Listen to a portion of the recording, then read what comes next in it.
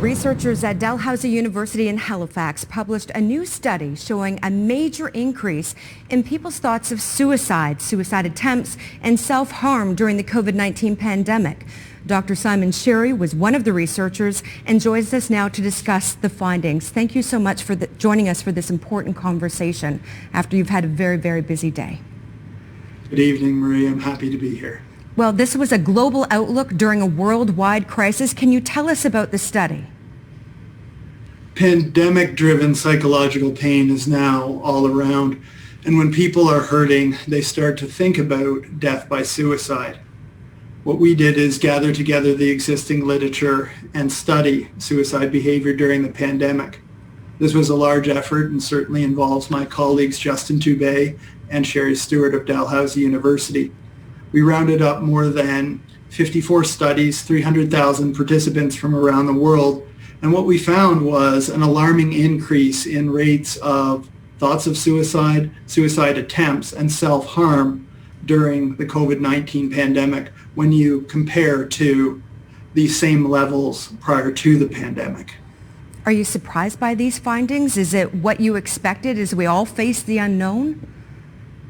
I knew from my work as a psychologist here in Halifax that this pandemic was corroding Nova Scotians' mental health. I was, however, surprised to see such a violent upward change in suicide behavior in a short period of time. To give you an example, the rate of people thinking about suicide around the world, so our research would suggest, has now doubled and sits at approximately 11%. Now, there are real people behind these numbers, but who did you find were the most vulnerable during the COVID crisis? Pandemic-related distress isn't randomly or equally distributed. Some people suffer more than others, unfortunately. And our research uncovered that women, young people, and people from democratic countries like Canada or America seem especially prone to suicide behavior during the pandemic. And what I think is happening is this is an exacerbation of pre-existing trends that were already present prior to the pandemic. For instance, here in Canada, about 25,000 people either die by suicide or are hospitalized due to a suicide attempt or self-harm behavior each year. And about 30% of those individuals are young women. We did hear some shocking and sad stories about the strain the pandemic had on our frontline workers, sometimes taking a deadly toll on them. I'm wondering, what did you find and how can we support them better? It's not over yet.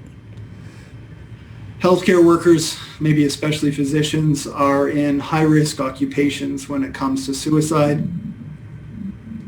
Burnout in the workplace, vicarious trauma in the workplace are all too common, especially during this pandemic. And what you see in medical subcultures is there's often a stigma or a shame that encircles suicide, and people are reluctant to seek help to discuss suicide behaviors. Sadly, healthcare workers are often taught to provide truly exceptional care to other people, but not to care for themselves. And what about patients themselves? How were they impacted? Patients have been heavily impacted by this pandemic. About 90% of people who die by suicide have a mental disorder, depression and alcoholism being common examples. During this pandemic, people with pre-existing mental illness have had major problems adjusting to the pandemic.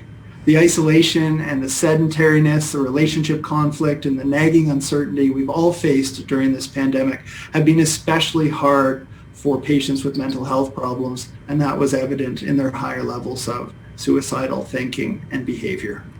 Are there lessons to be learned here about preparing for a pandemic? Absolutely. Right now we lose one Nova Scotian due to death by suicide every 72 hours in our province. Within our healthcare system, if you look at Nova Scotia Health Authority and the IWK, each month we're losing 2 to 3 people to either death by suicide or a disabling suicide attempt. Put differently, we can and need to do better in our province when it comes to suicide. One thing we've realized is that social safety nets, programs like CERB, seem to help people be able to survive a crisis involving economic hardship There's an intimate tie between economic hardship and your mental well-being. And so those social safety nets have been key in helping people stay afloat during this pandemic. It's also time in our province to get real when it comes to suicide.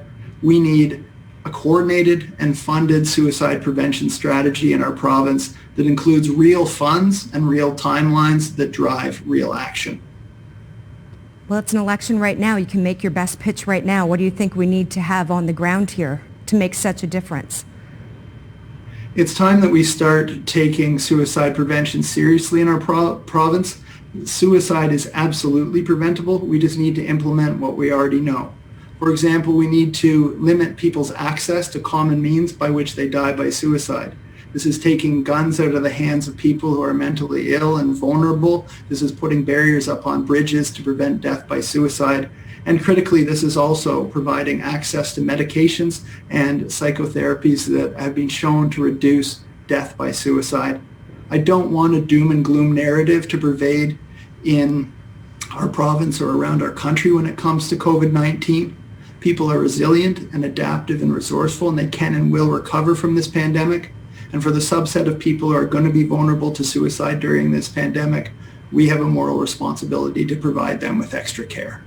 Can we just end with a hopeful message? Do you have some supports that you could provide to people to help them move past this and try to recover? People should put faith in their own resilience. It is important to realize that this pandemic and all the adversity it has brought is survivable. And we can already see some rays of hope poking through when it comes to vaccination and the lessening of restrictions. And in many ways, Nova Scotians' response has been very heartening, as there have been examples of people coming together and pulling together in ways I've never seen before in order to get through this pandemic. Thank you so much for your time and your work. Thank you. I appreciated the chance to speak on this important issue. That was Dr. Simon Sherry with Dalhousie University's Department of Psychology and Neuroscience. CTV News at 6 returns right after this quick break.